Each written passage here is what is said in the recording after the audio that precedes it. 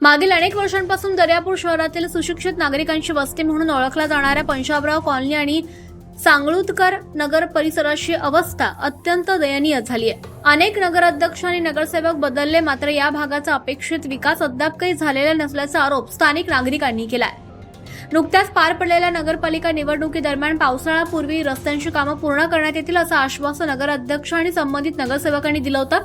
मात्र निवडणूक संपल्यानंतर या आश्वासनाची पूर्तता झाली नसून रस्त्यांच्या रखडलेल्या कामांकडे कोणीही लक्ष दिलं नसल्याची भावना नागरिकांमध्ये आहे। दरम्यान पावसाळ्यात सुरुवात होताच या परिसरातील रस्त्यांवर मोठ्या प्रमाणात चिखल आणि पाणी साचलंय। अनेक ठिकाणी मोठमोठे खड्डे पडल्यामुळे वाहन चालकांना जीव मुठीत धरून प्रवास करावा लागतोय।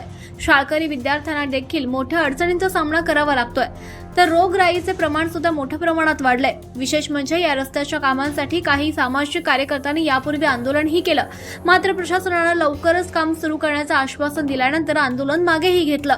तरीही प्रत्यक्षात कामे न झाल्यास नागरिकांमध्ये तीव्र नाराजी व्यक्त होतीये।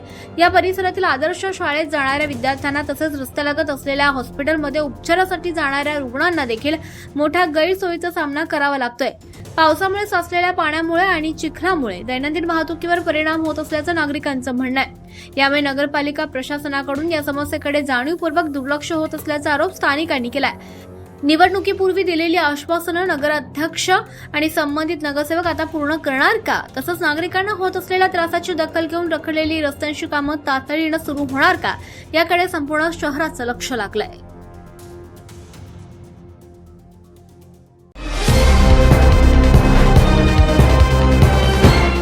पाहत रहा फक्त जनविकास न्यूज, सत्य, संघर्ष आणि जनतेचा विश्वास।